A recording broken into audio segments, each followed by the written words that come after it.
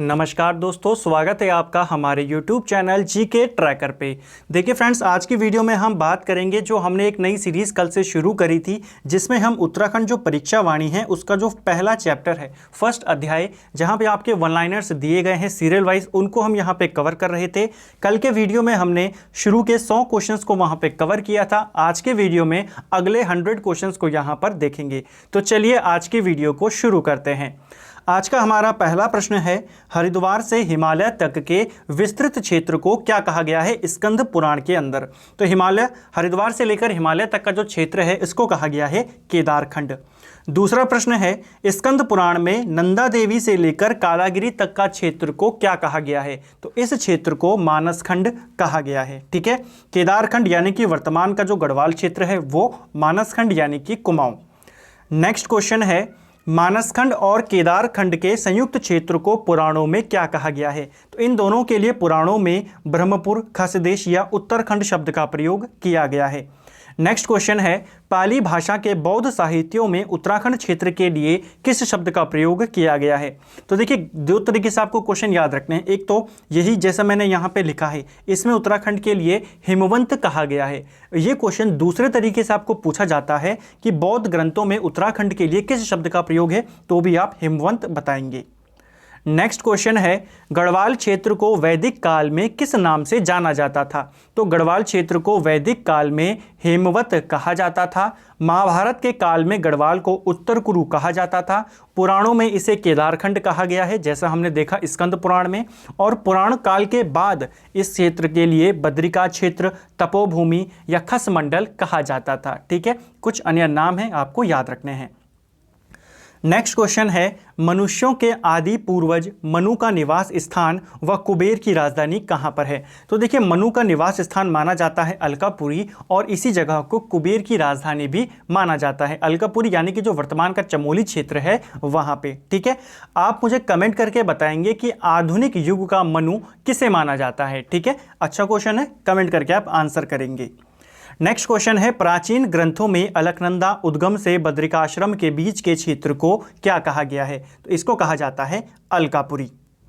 भगवान राम ने अपने अंतिम समय में किस स्थान पर तपस्या करी थी। तो भगवान राम ने अपने अंतिम समय में देवप्रयाग में तपस्या की थी। बाणासुर की राजधानी कहाँ पर है। तो बाणासुर की राजधानी जो है यह ज्योतिषपुर यानी कि जोशीमठ में स्थित थी। नेक्स्ट क्वेश्चन है, अपने अंतिम समय में लक्ष्मण जी ने कहां पर तपस्या करी। तो लक्ष्मण जी ने तपस्या करी तपोवन में, जो कि टिहरी वाला तपोवन है। उत्तराखंड में कई सारे तपोवन हैं, आपको ध्यान रखना है कौन सा है, टिहरी वाला।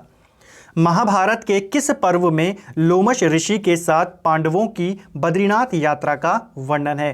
तो पांडवों ने बद्रीनाथ यात्रा करी थी, इसका वर्णन मिलता है महाभारत के वन पर्व में। अगला प्रश्न है, महाभारत के वन पर्व के अनुसार पुलिंद राजा सुबाहु की राजधानी कहाँ थी। इंपॉर्टेंट क्वेश्चन है। सुबाहु की राजधानी जो थी ये श्रीनगर में स्थित थी। प्राचीन काल में गढ़वाल क्षेत्र में कौन से 2 विद्यापीठ स्थित थे। तो प्राचीन काल में गढ़वाल में केवल 2 विद्यापीठ थे। एक था आपका बद्रिकाश्रम, दूसरा था आपका कर्णाश्रम। दुष्यंत और शकुंतला के प्रेम प्रसंग से जुड़ा हुआ है, कौन सा आश्रम है, वो है आपका कर्णव आश्रम।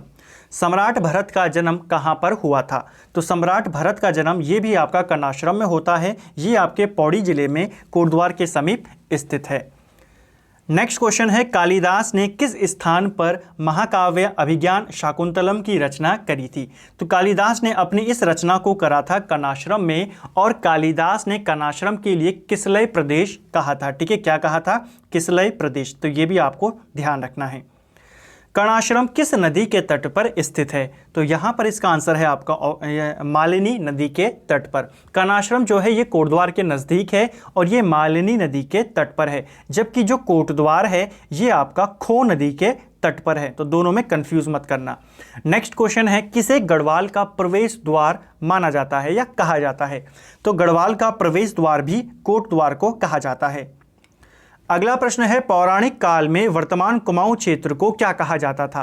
तो ऊपर हम पढ़ चुके हैं कि पौराणिक काल यानी कि स्कंद पुराण के अंदर कुमाऊं के लिए मानसखंड कहा जाता था। अगला है, पौराणिक काल के बाद में कुमाऊं क्षेत्र के लिए प्रयुक्त नाम कौन कौन से थे। तो कुमाऊं के ही अन्य नाम आपको पूछे जा सकते हैं। तो कुर्मप्रस्थ, कुर्मगिरी, कुर्मांचल, कुमाऊंगढ़, ये सभी नाम किसके हैं, कुमाऊं के हैं। नेक्स्ट क्वेश्चन है, कुमाऊं क्षेत्र का सर्वाधिक उल्लेख किस पुराण में मिलता है? तो कुमाऊं का सबसे ज्यादा उल्लेख या केदारखंड का सबसे ज्यादा उल्लेख या गढ़वाल का सबसे ज्यादा उल्लेख स्कंद पुराण में मिलता है। अल्मोड़ा के जाखन देवी मंदिर से किसके निवास की पुष्टि होती है? तो अल्मोड़ा में है जाखन देवी मंदिर, लोकेशन पूछी जा सकती है और यहाँ से हमें यक्षों के निवास की पुष्टि होती है।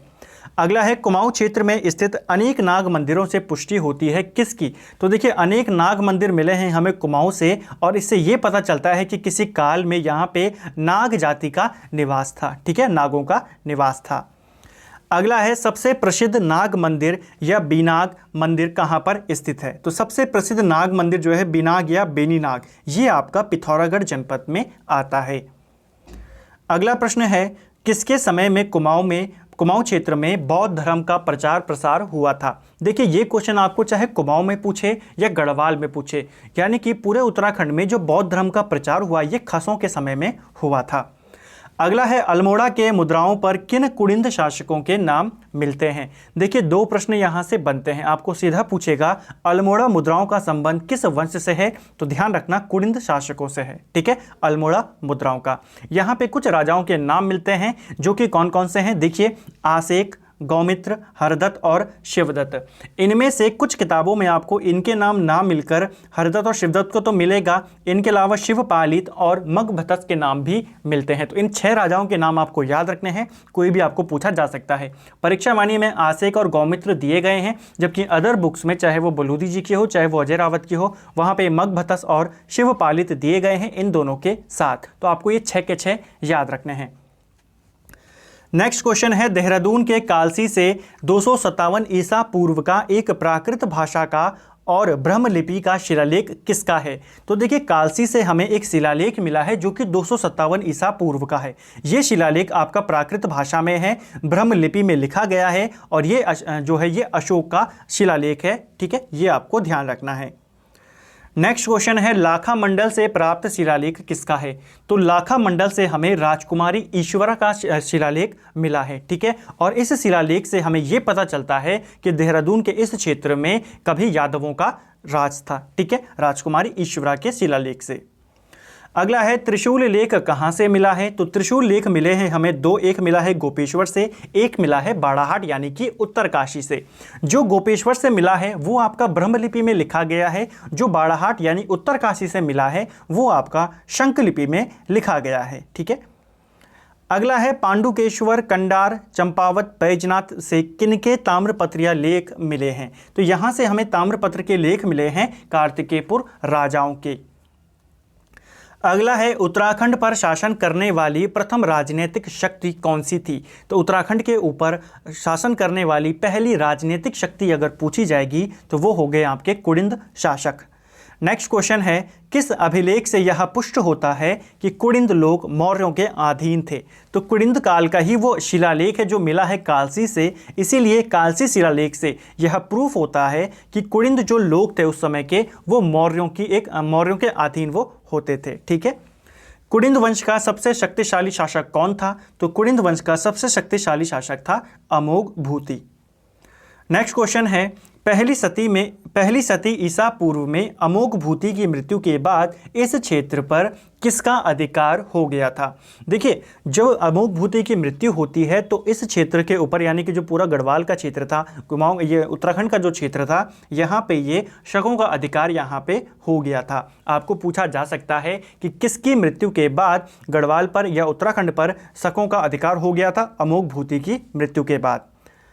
नेक्स्ट क्वेश्चन है, अल्मोड़ा का सूर्य मंदिर इस क्षेत्र में किसके आधिपत्य को प्रमाणित करता है? तो उत्तराखंड के अंदर जो हमें अलग अलग जगहों पर सूर्य मंदिर मिलते हैं उनसे ये पता चलता है कि यहाँ पर कभी शकों का शासन रहा था। ठीक है, शकों के बाद राज्य के तराई क्षेत्र पर किसका अधिकार हो गया? तो देखिए, कुड़िंदों के बाद शक आए, शकों के बाद आ गए थे कुषाण। अगला क्वेश्चन है, छठी सदी के उत्तरार्ध में किसने उत्तराखंड पर अधिकार कर लिया था? तो छठी सदी के अंत की ओर अगर हम चलें तो वहाँ पे उत्तराखंड के अंदर कन्नौज का जो मौखरी वंश था उसने यहाँ पे अपना शासन अधिपत्य कर लिया था। ठीक है, कन्नौज के मौखरियों ने। मौर्यों के बाद उत्तराखंड पर किस बाहरी राजवंश की सत्ता स्थापित हुई थी? तो देखिए मौर्य जो थे कन्नौज के मौर्य जो थे कन्नौज के रहने वाले थे। कन्नौज की जब हमने कहानी पढ़ी थी, वर्धन वंश पढ़ा था, वहां पे मैंने आपको बताया था कि ग्रहवर्मा की हत्या कर दी जाती है और पूरा जो कन्नौज था वो किसके अधीन में आ जाता है? हर्षवर्धन के। ठीक है, और उत्तराखंड का जो ये क्षेत्र था ये कन्नौज के अधिकार में था, तो ऑटोमेटिकली यहाँ का क्षेत्र भी किसके अधिकार में चला गया? हर्षवर्धन के या वर्धन वंश के अधिकार में।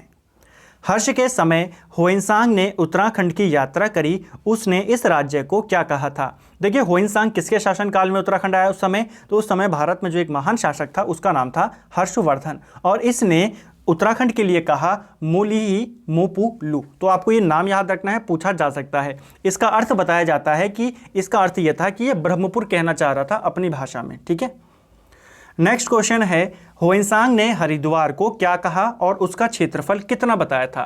तो होइनसांग ने हरिद्वार को मोयुलू कहा, जिसका अर्थ होता है मयूरपुर, और इसका क्षेत्रफल जो उसने बताया हरिद्वार का, ये बताया 20 ली। ये कोई चीनी माप है, तो अपनी माप में उसने बताया कि 20 ली पूरे क्षेत्रफल में फैला हुआ है। ठीक है, अगला क्वेश्चन है उत्तराखंड के किस राज्य वंश को प्रथम ऐतिहासिक राजवंश माना जाता है? देखिए ऊपर हमने पढ़ा पहला राजनीतिक शक्ति वो है कुड़िंद, यहां पर पूछ रहा है प्रथम ऐतिहासिक राजवंश, तो ये होंगे आपके कार्तिकेयपुर या कतूरी राजवंश। अब देखिए इनको ऐतिहासिक क्यों माना जाता है, उनको राजनीतिक क्यों माना जाता है? देखिए उत्तराखंड के अंदर शासन स्थापित करने वाले पहले कौन थे? वो थे कुड़िंद, जिनका हमें प्रमाण मिलता है, जिनका इतिहास उनके सिक्कों के आधार पर लिखा गया है, यानी कि लिखित में ज्यादा कुछ हमें कुड़िंदों के बारे में नहीं मिलता है।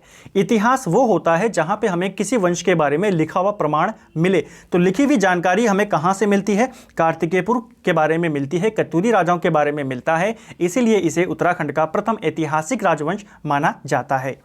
अगला है कार्तिकेयपुर राजवंश के अब तक कुल 8 अभिलेख मिले हैं, ये इनकी लिपि कौन सी है? तो इनके अभी तक हमें 8 अभिलेख मिल चुके हैं, जिनकी लिपि है कुटिला लिपि। नेक्स्ट क्वेश्चन है 300 वर्षों के बाद कार्तिकेयपुर राजवंश की राजधानी कहां पर बनी थी? देखिए शुरुआत के 300 वर्षों तक कार्तिकेयपुर राजवंश चमोली के जोशीमठ में शासन कर रहे थे। ठीक है, जोशीमठ के ही नजदीक थी कार्तिकेयपुर घाटी, वहां पर। लेकिन 300 सालों के बाद ये कहां चले गए थे? तो ये बागेश्वर के बैजनाथ में कतूरी घाटी है, वहां पर ये चले गए थे। ठीक है, तो शुरुआत में चमोली में थे, बाद में बैजनाथ में चले गए थे। ठीक है, ध्यान रखना। नेक्स्ट क्वेश्चन है कार्तिकेयपुर राजवंश के प्रथम परिवार का प्रथम राजा कौन था? तो कार्तिकेयपुर राजवंश का, देखिए कार्तिकेयपुर और कतूरियों को एक ही माना गया है। अभी जो नई परीक्षा वाणी आई है वहां पर भी दोनों को एक ही नाम से संबोधित किया गया है। ठीक है, तो कंफ्यूज मत होना कार्तिकेयपुर या कतूरी में। इनका जो पहले परिवार का पहला शासक था उसका नाम था बसंत देव। ठीक है, अगला है बसंत देव के बाद कार्तिकेयपुर राजवंश पर किस परिवार की सत्ता स्थापित हुई थी? तो बसंत देव के बाद आता है खरपर देव वंश, और खरपर देव वंश के बाद आता है निम्बर वंश। ठीक है, निम्बर देव किस मत का अनुयायी था? निम्बर जो था वो किस धर्म को मानता था? तो ये शैव धर्म को मानता था, ये पूछा जा सकता है आपको। ठीक है, इंपॉर्टेंट है हमारे लिए निम्बर देव। नेक्स्ट क्वेश्चन है निम्बर वंश का वह शासक कौन था जिसके समय उत्तराखंड को एक सूत्र में बांधना चाहा? तो वह शासक कौन था जिसने उत्तराखंड को एक सूत्र में बांधना चाहा? वो था ईष्टगण। ये ईष्टगण निम्बर देव का पुत्र था। अगला है जागेश्वर में किस शासक ने नवदुर्गा, महिषमर्दिनी, लकुलिश तथा नटराज मंदिरों का निर्माण करवाया था? तो यहाँ पे जागेश्वर, अल्मोड़ा में इन सारे मंदिरों का निर्माण भी ईष्टगण के द्वारा करवाया गया था।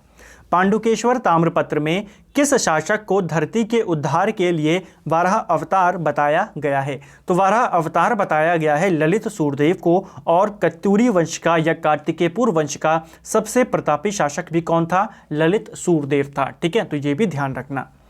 अगला है बैजनाथ में मंदिरों का निर्माण किसने करवाया था? तो बैजनाथ में मंदिरों का निर्माण या बैजनाथ मंदिर का निर्माण जो ये करवाया था ये भूदेव ने करवाया, और भूदेव ललित सूरदेव का पुत्र था। और भूदेव ये जो था ये कट्टर हिंदूवादी था और इसी ने बौद्ध धर्म का विरोध भी किया था। तो प्रश्न बनता है किस कतूरी शासक ने बौद्ध धर्म का विरोध किया था? वो था भूदेव। अगला है कार्तिकेयपुर राजाओं की राजभाषा क्या थी? तो कार्तिकेयपुर जो राजा थे इनकी राजभाषा संस्कृत थी।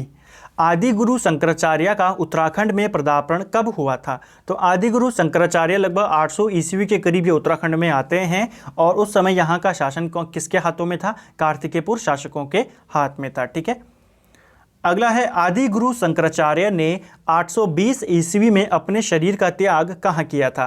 तो शंकराचार्य जी ने 820 ईस्वी में अपने प्राण त्याग दिए थे। इनकी समाधि केदारनाथ में स्थित है। पूछा जाता है इन्होंने प्राण कब त्यागे? याद रखना वर्ष को 820 ईसा पूर्व में। इसके अलावा इनकी समाधि को लेकर प्रश्न बनता है कि इनकी समाधि कहाँ पर है? केदारनाथ में है। अगला है कुमाऊं क्षेत्र पर कत्यूरियों के बाद किसके नेतृत्व में चंद्रवंश की सत्ता स्थापित हुई थी? तो चंद्रवंश का संस्थापक यहां पर बेसिकली पूछा जा रहा है, वो था आपका सोमचंद।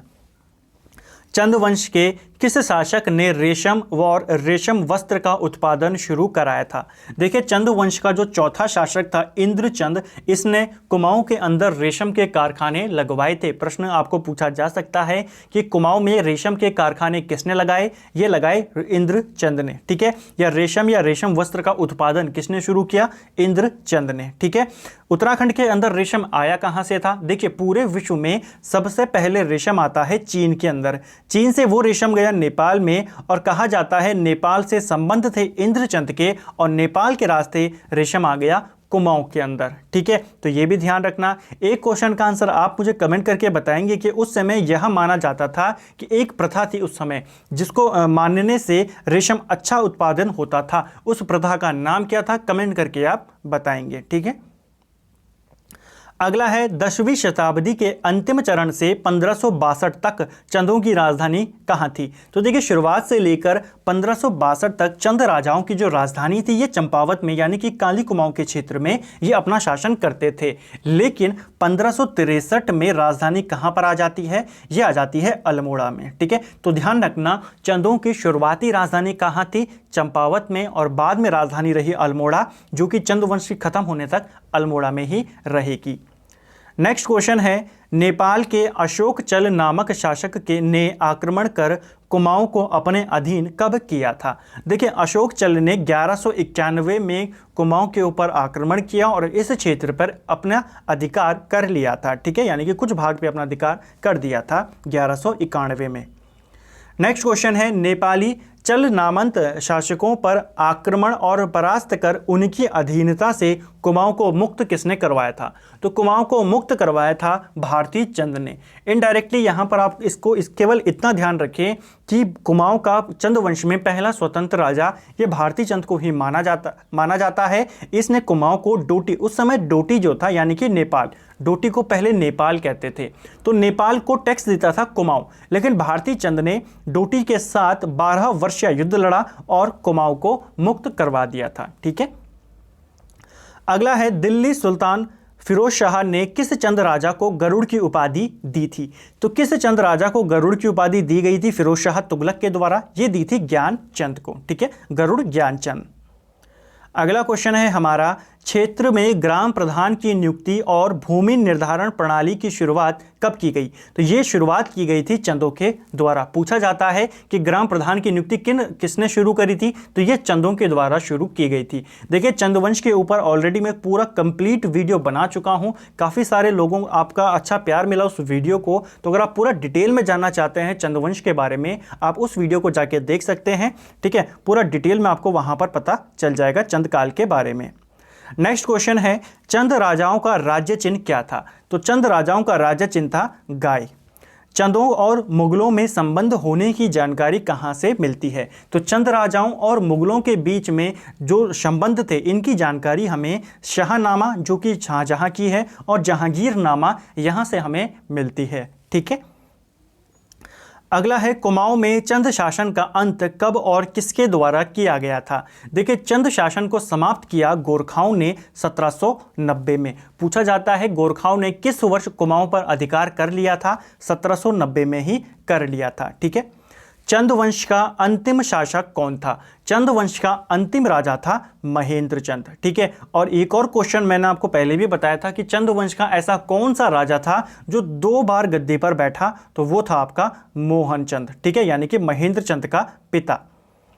अगला है अल्मोड़ा शहर के मध्य में स्थित मल्ला महल किले का निर्माण किस चंद शासक ने करवाया था? तो मल्ला महल किला कहां पर है आपका? अल्मोड़ा में है और इसका निर्माण रुद्रचंद ने करवाया था। वर्तमान रुद्रपुर नगर किस चंद शासक ने बसाया था? तो रुद्रपुर भी बसाने का श्रेय जाता है रुद्रचंद को। ठीक है।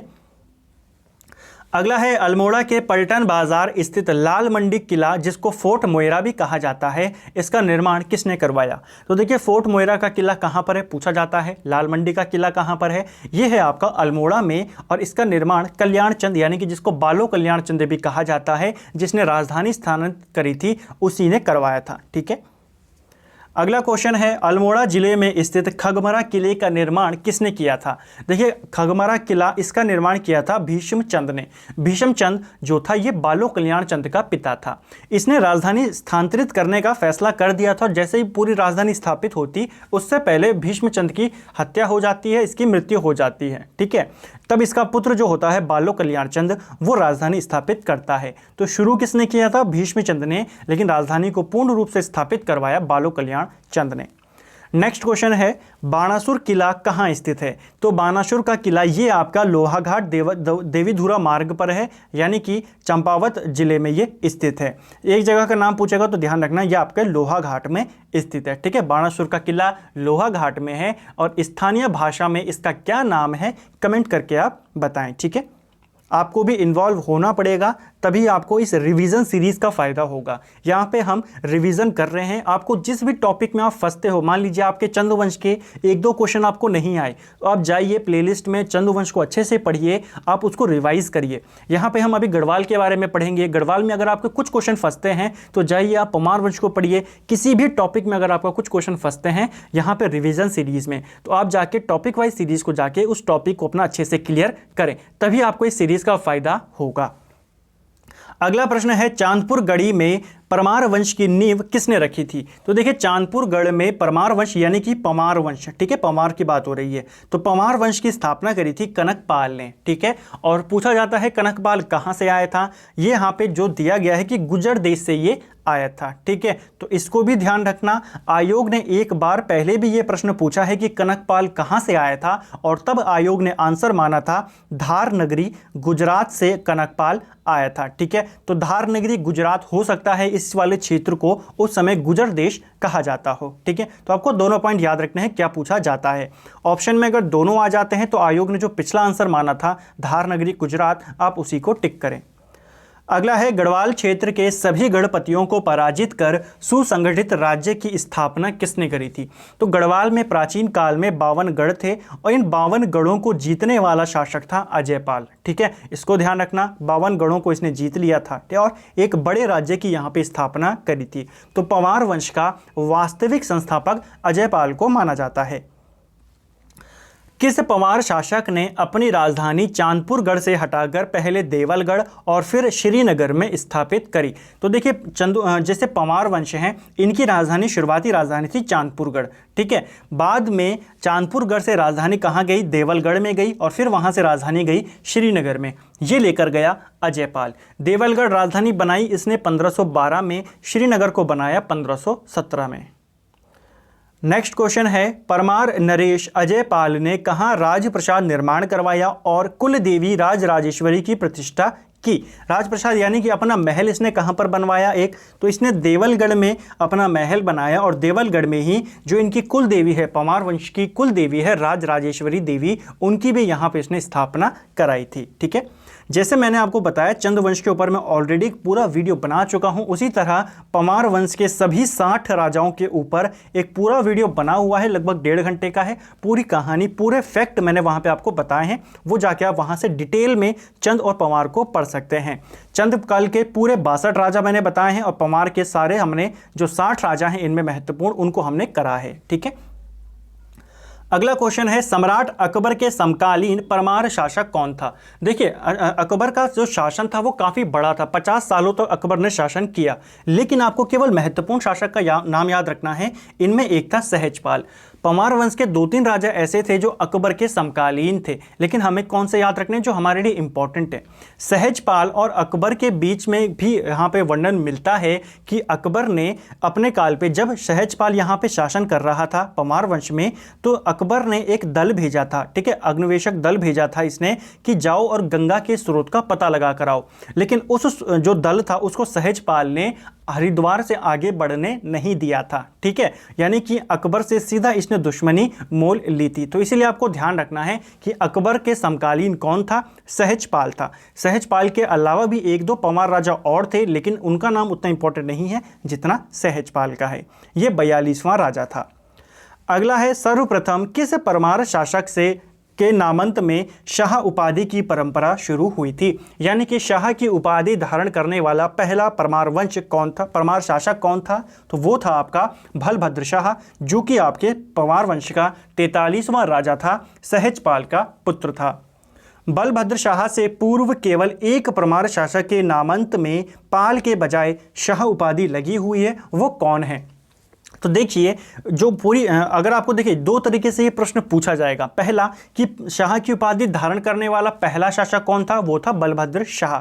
बलभद्र शाह के अलावा किसका उल्लेख मिलता है, तो ये मिलता है कल्याण शाह का। कल्याण शाह परमार वंश का 38वां राजा था और अजयपाल का पुत्र था, ठीक है, तो इस पॉइंट को ध्यान रखना। दूसरे तरीके से ये प्रश्न अगर आपको इस तरीके से पूछा जाए कि वंशावली में शाह की उपाधि सबसे पहले किसने धारण करी, तो वो करी कल्याण शाह ने, ठीक है। वंशावली में सबसे पहले जो पूरी वंशावली दी गई है परमार वंशों की, परमार राजाओं की, तो वहां पे सबसे पहले कल्याण शाह के साथ शाह नाम जुड़ा हुआ मिलता है, ठीक है। ये 38वां राजा है, ये 43वां राजा है। ऐसा माना जाता है कि इसको यह उपाधि किसी ने दी नहीं थी, इसने अपना नाम ही शाह में रख लिया था, ठीक है, जबकि बलभद्र शाह को यह उपाधि दी गई थी किसी लोदी के द्वारा। अगला क्वेश्चन है हमारा, राजा सुदर्शन शाह कि वह रचना जो कई खंडों में रचित है। तो राजा सुदर्शन शाह सूरत कवि के नाम से भी जाने जाते हैं, ये अपना लिखते भी थे ये उस समय, और इनकी एक रचना है सभासार, ये 7 खंडों में लिखी गई है। किस मुगल शासक के सैनिकों की महारानी कर्णवती ने नाक कटवा दिए थे। तो देखिए, शाहजहां ने गढ़वाल के ऊपर आक्रमण के लिए सेना भेजी थी नवाजत खान के नेतृत्व में, और उस सेना के नाक कान कटवा दिए थे किसने, रानी कर्णवती ने। महारानी कर्णवती को किस नाम से भी जाना जाता है, तो इनको नागकाटी रानी के नाम से भी जाना जाता है।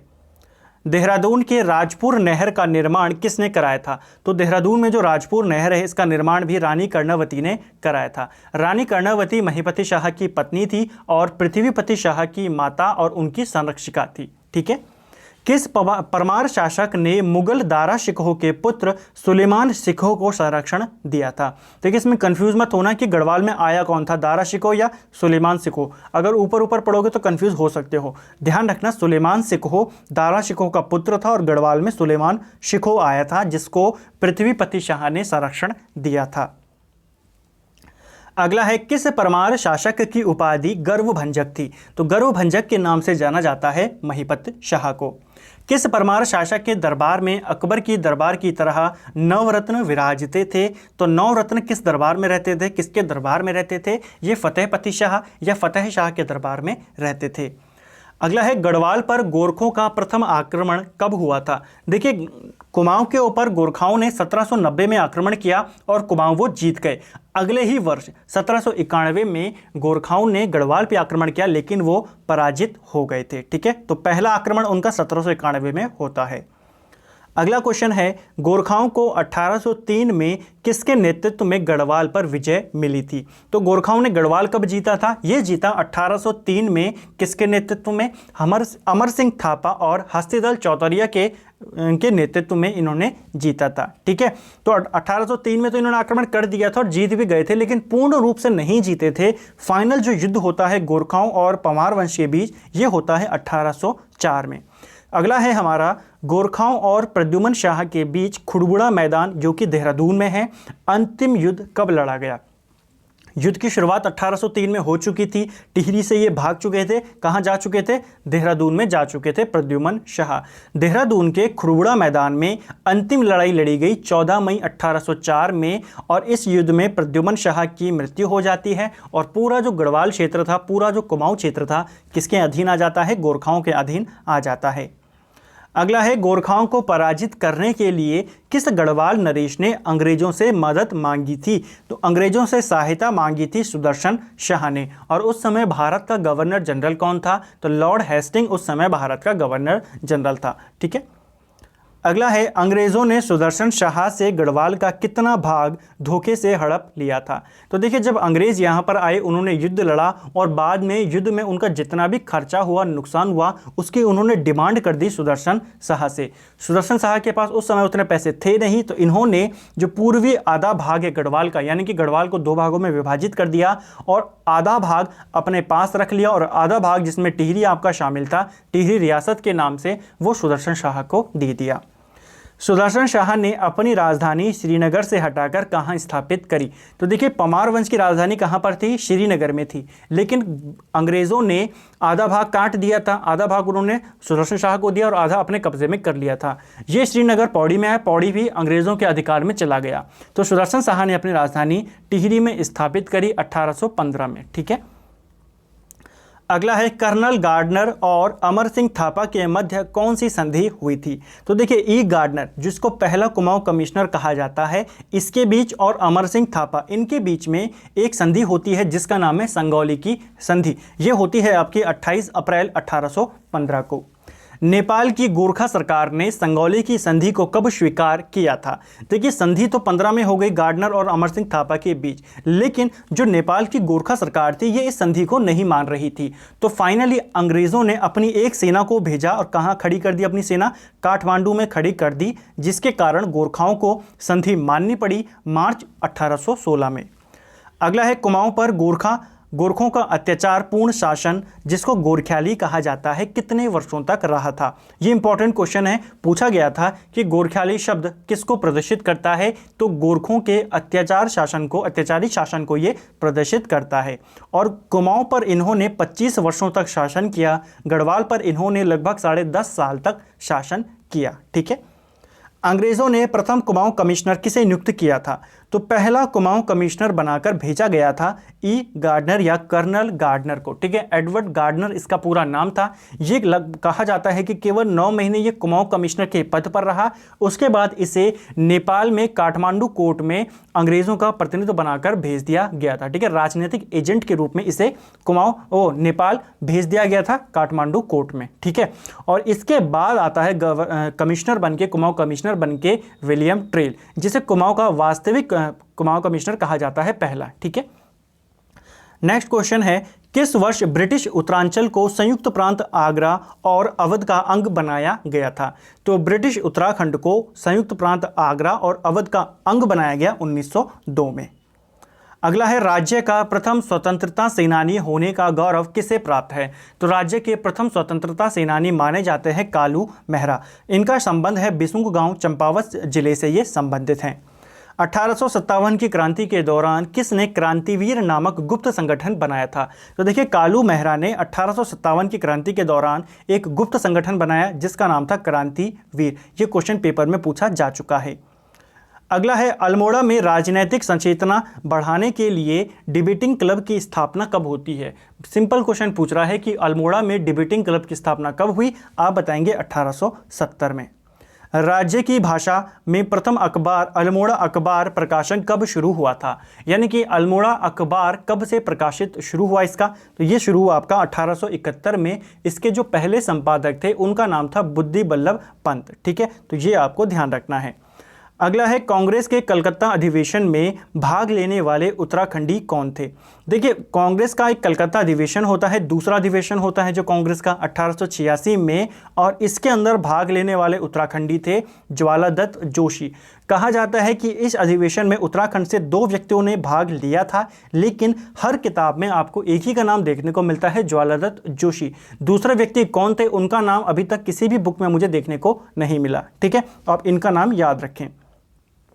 और आज का अंतिम प्रश्न है, राजनीतिक चेतना के विस्तार के लिए 1903 में हैप्पी क्लब की स्थापना किसने करी थी? देखिए, हैप्पी क्लब की स्थापना अल्मोड़ा के अंदर 1903 में गोविंद बल्लभ पंत के द्वारा की गई थी। तो ये क्वेश्चन भी आपको ध्यान में रखना है। तो फ्रेंड्स, ये थे हमारे उत्तराखंड परीक्षावाणी सीरीज का, जो हमारी नई सीरीज हमने शुरू की है। तो 2 वीडियोस में हमने 200 क्वेश्चंस को यहाँ पे कवर कर दिया है। मैं फिर से रिपीट करूंगा, ये सीरीज आपके रिवीजन के लिए है और आगे का जो पूरे आपके वन लाइनर्स हैं उनको यहाँ पे मैं क्वेश्चन की फॉर्म में आपको बता रहा हूँ। सीरियल वाइज वहाँ पे दिए गए हैं, सीरियल वाइज हम इसको कवर कर रहे हैं। हर वीडियो में हम 100 क्वेश्चंस को करते हैं ताकि आपका रिवीजन अच्छे से हो सके।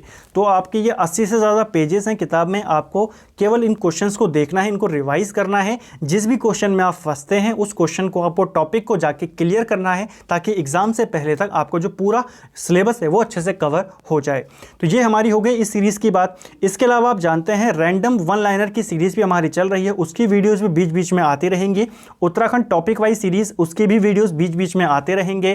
कंप्यूटर और हिंदी पत्रकारिता के लिए काफ़ी सारे कमेंट आ रहे हैं, आप बिल्कुल भी टेंशन मत लीजिए, दोनों के ऊपर काम चल रहा है। जैसे ही उन दोनों के नोट्स बन जाते हैं पूरी तरीके से उनकी वीडियोस आपके पास आ जाएंगे, ठीक है। कंप्यूटर की भी और पत्रकारिता की भी, और साथ ही हिंदी साहित्य के ऊपर भी अभी काम चल रहा है। तो बहुत जल्दी ये सभी वीडियोस आपको देखने को मिलेंगे। आपको बस करना क्या है, लाइक करना है, सपोर्ट करना है, शेयर करना है ज़्यादा से ज़्यादा अपने दोस्तों के साथ। वीडियो अगर आपको पसंद आया है, वीडियो को लाइक करें, शेयर करें और चैनल पर नए हैं तो सब्सक्राइब करने के बाद जो बेल आइकन है उसे प्रेस जरूर करें। Thank you friends.